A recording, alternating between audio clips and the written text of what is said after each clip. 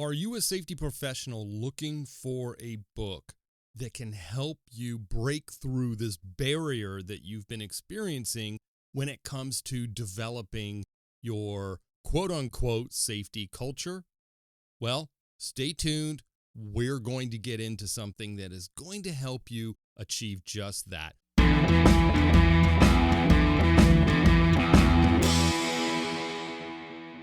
All right, as promised, I've got the book that busts the safety culture myth and emphasizes defining clear roles and responsibilities to align safety initiatives with operational tasks. Explore how safety standard work can be effectively integrated into daily routines, fostering a collective commitment to safety from top to bottom, as well as how to measure your success. That's right. I am talking about our new book just launched called Rethinking Safety Culture. You can grab a copy of it on Amazon.com. The link is in the show notes, or just go to Amazon and search for Rethinking Safety Culture. For those who have listened to the podcast for a while, you may recognize that title. There's a series of episodes I recorded a couple of years back at the time of this recording that covered this topic. I kind of took those as a roadmap, expanded on them, and actually organized it into chapters and made a book out of it. It was an exciting experiment for me, using air quotes here. Up to this point, the book has been out for a couple of weeks by the time this episode drops. But if you haven't heard on LinkedIn, if you're not on LinkedIn and maybe you just listen to podcasts, that's why I'm doing this announcement here on the podcast. So this is a special announcement. It's not an episode per se, but an announcement to let everybody know that the book Rethinking Safety Culture is finally out and is available on Amazon.com. If you did get the book, go ahead and leave a review on Amazon.com. Most importantly, it's going to help others considering the book to kind of make an informed buying decision. Leave an honest review, okay? And then the other thing it does is it helps me. The feedback really does help me make sure that I continue to do the things that are working and obviously stop the things that aren't, because we already have our next book under development. And a third book is in ideation phase, and I'm getting some colleagues together for that third book, and we're going to start that real soon as well. Look, we want to come out of the gate like gangbusters here. We've got the first book, Rethinking Safety Culture. It's a passion piece for me because this topic is one that's been on my mind for a long time, as you know, if you've listened for a while. This whole notion of a quote-unquote safety culture, I call it the unicorn, right? It doesn't exist. We're going to continue to set ourselves up for disappointment if we go down this road thinking that a specific safety culture must be created within an organization, or they just don't care about safety. And that is not the case. I outline it in the book. I support that argument in the book, and I give you 3 foundational steps to get on the right road, right? To start marching down the right road to really just reinforcing and strengthening your workplace culture overall. And I think this roadmap has worked because I've done it in my past. Okay, and the 3 things are as follows. Are you ready? Set the right expectations. You have to set expectations that include workplace safety and health. I'm talking supervisors, leaders, managers, workers, doesn't matter. If those roles and responsibilities in no way, shape, or form call out safety, specifically safety items that are measurable and observable, not this vague, ambiguous garbage about support a culture of safety, that means nothing. Like, that's going to vary from supervisor to supervisor, so you're going to get that variance. So you need to make sure that it's very specific. We give examples.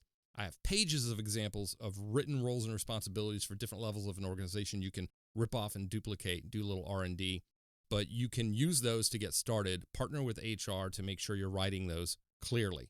So setting the right expectations. Number 2, from that, you can establish safety standard work. And that safety standard work, again, has to be specific. Then you can train and develop them and give them the right tools to be able to execute on those expectations. And then you could see how this sets us up for the third piece. And of course, I'm summarizing because it's all in the book. The third step is measure your success. How do we know it's working? how do we know they're executing on it? How do we know that from a qualitative standpoint that the things that we're asking them to do are achieving what we think they're going to achieve? And so we talk about some lagging indicators, leading indicators, and predictive metrics, and how to measure your success going forward. So those three things, as it relates to strengthening your workplace culture, are the three things you need to just keep hammering. And you can't stop, right? It's like exercise or eating healthy. You don't just do it for a little bit and then you're done.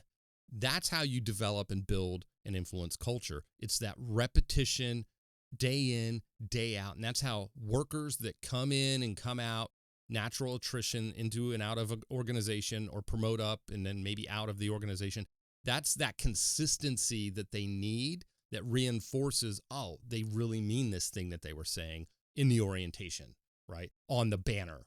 So go grab your copy of Rethinking Safety Culture today. Let me know what you think of it. It's out there right now on Amazon.com. And once again, I have to thank everybody that supports the podcast, you, all the listeners, all the followers, everybody in the Safety Pro Podcast community site that helped contribute in one way, shape, or form, whether they know it or not, just through networking and collaboration, all of this body of knowledge that kind of went into this book.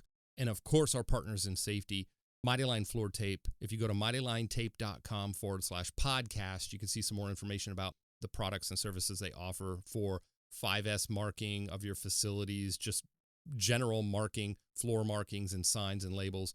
They've got you covered there. But they've been a huge supporter of the podcast from, very, very early days. And I can't thank Alec enough. And Wes Wyatt has been super helpful. He's just dynamite.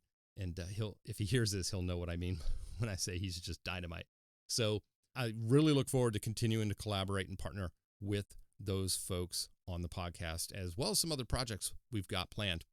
Also, Drew Hinton, he's been a huge supporter of us. He was a podcast listener and started his own company and became a partner in safety, but we've become friends over the years. And, he's really helped me a lot, and I help him whenever I can. And that is why Aero Safety is the exclusive safety services provider of the Safety Pro podcast. It doesn't matter. You get training, on-site, hands-on training, customized to your business needs, the risks your workers face. It doesn't matter. Drew can help design and execute on a training program that's right for your company, your organization. More importantly, that's right for your workers. It could be written program development, audits, inspections, you name it. Aero Safety has you covered. Go to aerosafetyus.com to learn more. All right, that's it. The big book announcement, Rethinking Safety Culture. Grab your copy on Amazon.com, and I will talk to you on the next Safety Pro podcast.